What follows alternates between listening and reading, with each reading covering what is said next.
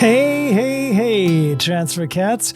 Welcome back to 30 Days to Transfer, the podcast where we're going to turn your transfer stress into transfer success. I am Scott Cooper, your host, aka Transferman. And today we are talking about something that might seem a little old school, but trust me, it's going to make a huge difference in your transfer journey. Building your professional portfolio. This is the direct answer to the previous episode called Fake Noodle, the Imposter Syndrome. Because when you start to see your true professional self, you're going to feel like you belong. Once you got the look, you are going to feel it. It takes me back to the 1980s. Sha-na-na-na-na, na-na-na-na-na, na-na-na-na-na, na-na-na-na-na. She's got a portfolio. She's got the look. She's got the look. Yes, no, that was not Roxette. That was Transfer Man. And doing my version. You guys are going to feel so darn professional, but before we get into it, here's a quick dad joke for you. Why did the student bring a ladder? I know. Why did the student bring a ladder to the career fair? Because they wanted to take their career to the next level. Oh boy, oh boy, oh boy. And I don't know where you're at, but today is actually Talk Like a Pirate Day. So I don't know if you knew this, but what did the pirate say on his 80th birthday? I'm 80. Oh my goodness. And you know why pirates have trouble singing the alphabet? They get lost at sea. Sea. Oh, isn't that terrible? No, that's good stuff. Thank you. Thank you for laughing in your car. I appreciate that. Okay. Have a wonderful day at work. But first, let's talk about why a professional portfolio matters. So here's the deal. At this stage of your transfer journey, organization is going to be everything. We're not just talking about shoving papers into a backpack or random Google Docs. We're talking about having a system, right? That shows that you're ready to be an upper division college student and eventually a professional. So think of this like your portfolio is a transfer survival kit. This thing is going to be something, like a flotation device in the transfer storm. You can hold on to this thing too. It's great. It keeps all your deadlines, your documents, your goals in one place. And you're never going to have to panic. So when you sit down in that interview, that scholarship interview, college interview, internship interview, you are going to feel so darn professional and you're going to look professional. I'm telling you, at this stage of the game, when you roll in like that, people are going to be, wow, this person is put together. There are two ways that we're going to talk about in being professional today in terms of portfolio. One is physical and one is digital. So first up is the physical portfolio. I want you to get a 13-pocket physical portfolio. These are really affordable. You can get them for $6 or less at a lot of the major stores. I got a really nice looking one on Amazon for about $10, and it's the faux leather. It looks really good. And I have my labeled. It looks beautiful. I made my own kids do this. All three of my kids did this. Every kid I've worked with for the past 30 years, when I started teaching, this is a portfolio system I've used for everybody. I use it in my career and life planning class with my college students. I used it with high school students because it works. Organization works. And I'm not normally an organized person, right? And it's kind of a joke in my house because I got an organization award and my wife wants to knock it off the table, kind of like in The Christmas Story when she knocks the leg lamp off. She kind of wants to do that to my award. I know. She wants to do that, right? Which I don't think is very funny because I earned that award. I've worked really hard to be organized. And here's how you're going to do it. All right, let's label this thing. Number one, resume. You need a 1-page professional highlight reel. If you don't have a resume, you're going to be doing this in the Career Center ASAP. 2 is your cover letter. Same thing. Career Center can help a lot. Tailored to jobs, scholarships, internships. This is what you're going to keep in your portfolio. So this is ready to go.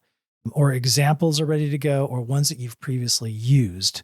You should all get a transcript. Unofficial is just fine from your student portal. Print that out, throw that in number 3, transcript. For colleges and careers. So this is going to be the research that you've been doing on your college application list and the careers that you're interested in. If you haven't done any career work, we're going to be talking a lot about that in the next few episodes, kind of more career related things. We want our major to line up with our career, right? So hopefully you've done some job shadowing. If you haven't, for number 5, it's called personality. That's the section on personality. Get to your career center. They have amazing resources. You can take Myers-Briggs, a True Colors, a Strong Interest. ONET has the RISET codes, also known as Holland codes, which are really helpful in terms of figuring out what it is that you were called to do. The earlier you figure out what you're called to do, the better, right? And we talked about that in majors. So I want you to cross-check. Is the major you're doing really lining up with who you are, right? You can make yourself do just about anything. I know people that are so smart, they can do anything they want, but are you going to be happy? Because 30 years later, I love what I do. I love education because it fits my personality. And I've held different jobs in the past. I did data entry and oh my goodness, I couldn't take it sitting in the cubicle. It was kind of like that movie Office Space. And I was like looking for my stapler. It was terrible. Okay. But the person next to me loved it because it was a really good fit with their personality. So I want you to get to your career center if possible and check out something on personality. They do these remote too. So some of your schools will give you codes to do a free Myers-Briggs. These are really good to know about yourself. Very few times in life do you get moments to self-explore and figure out who you are, what you're meant to do, what are your work values, what do you value in the use of your time and your energy. And, it's really important because in the upper division transfer, you're really zeroing in on that stuff more than lower division general eds, right? Okay. Personality, we talked about that. Number 6 is budget. You're going to be tracking your personal finances and the cost of attendance. So we're going to have to do a little bit of budgeting for next year. That's going to be important. Number 7 is scholarships. I want you to keep track of applications, deadlines, requirements. We're going to talk about transforming your personal statement into a scholarship statement in an upcoming episode. So stay tuned. Budget. We already talked about that. FAFSA or your DREAM Act. That's really important to keep your student aid report or student aid index paperwork, the stuff that you can print it out from your FAFSA or your DREAM Act portal. That's something really important to keep in there. That determines a lot of your need-based scholarships. So super important. Number 9 is your student education plan. This is something hopefully you've done for a while now and you've been updating it, but I do want you to go in and do like a grad check in your counseling office. So go in, make sure there's no surprises in May when you're supposed to graduate and transfer and you're missing a unit. You're 59 units, right? Or you don't have a golden 4, or you don't have something in your major. So no surprises. We have time to grab it in the fall. It's still fall. We have time to grab it in the winter. And we definitely have time to grab it in the spring. So right now is a perfect time to go do a student ed plan checkup. All right. Personal statements. This is what we've been working on in terms of your applications, the PIQs, the personal statement for the Common App, and the school-specific questions in Common App. Number 11 is interviewing. We're going to talk about this later, practice questions and how to prepare for interviews. Number 12 is time management. This is, schedules, planners, strategies. We're going to definitely be looking at the way that you use your time, because the way you're going to use your time in the upper division will be different than the way you use your time now. And the 13th pocket is typically miscellaneous, anything that doesn't fit but still matters.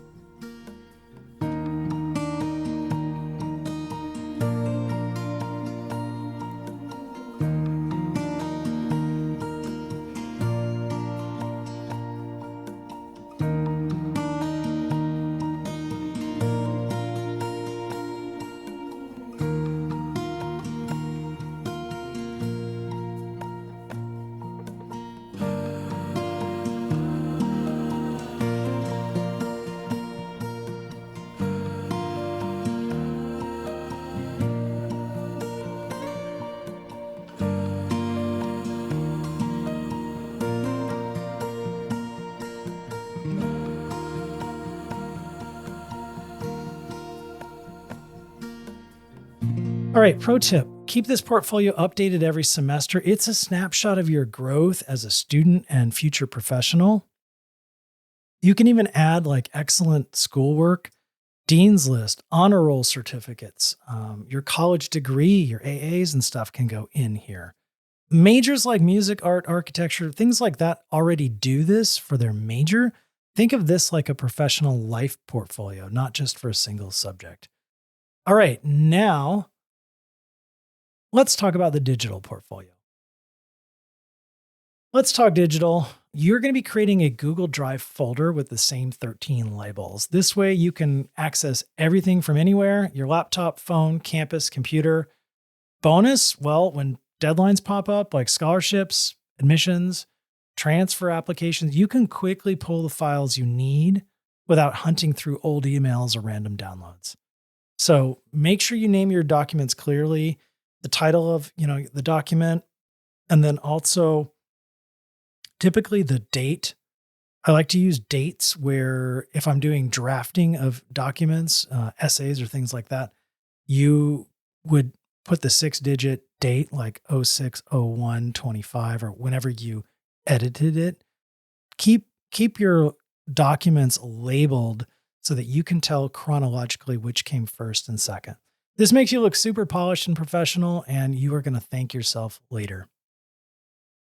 All right, your digital first impression is your online accounts. So let's talk about LinkedIn. And I was a holdout. I didn't have LinkedIn or Facebook or anything like that till recently. I had to get LinkedIn when I went to a conference. We all had to have one. So I'm telling you, it's no longer optional. Employers, transfer team admissions, scholarship committees, they're going to look you up. And here's what you need to have a good looking LinkedIn portfolio. You need a professional headshot. So this is not a selfie on your phone like you're at Disneyland or something like that. This is not your high school yearbook photo or some kind of emoji, right? So many college and career centers offer headshot sessions. So double check and see if yours does. If not, just get a friend to take a really clean picture. Yes, the modern cell phones are great. The pixels on a new cell phone, they're excellent. Make sure your background is non-offensive, just a solid color or something, that looks good. All right. So we need a headline too, and this is going to show your goals. For example, community college student, future environmental engineer, passionate about sustainable design. And this is a summary that tells your story, why you're transferring, what you're passionate about, and where you're headed. So clean up your online presence. If your Instagram or TikTok is public, make sure it represents you well. Schools and employers do check this. If you wouldn't show it to your grandma or future boss, it probably shouldn't be out there. And quite honestly, I would steer clear of anything political. Number 5, part 5, why this all matters. So here's the thing. At this point in your journey, organization is like 80% of transfer success. It just is. You've done the studying, you've gotten the grades, you've done the major prep, you're doing the applications. Organization from here on out is really going to be what determines where you transfer. I've had people get into great schools and then they just didn't accept it, or they didn't do their financial aid, so they couldn't afford that great school. So literally from here on out, it's all about organization. When you're juggling applications, deadlines, decisions, this portfolio is really going to help you stay calm and confident. And so it's not just about paperwork, it's about showing the world that you're ready to level up, you're put together. So here is your to-do list. Yes, are you ready? All right, I know you're excited. Aren't you excited? Thank you. All right, I want you to get a 13-pocket physical portfolio. Label it with the sections we talked about. 2, create yourself a Google Drive folder. It's free. Come on now. Number 3, update your LinkedIn profile with a professional headshot, clear headline, clean and compelling summary. And number 4, do a quick social media cleanup. Okay? Make sure your online presence reflects your best self. That's it for today's episode. Over the next few weeks, we'll dive deeper into each section of your portfolio, resume building, personal statements, scholarship hacks, all that kind of stuff. It's all together, right? Remember, looking professional isn't just about appearances. It's about being ready to step into your future with confidence.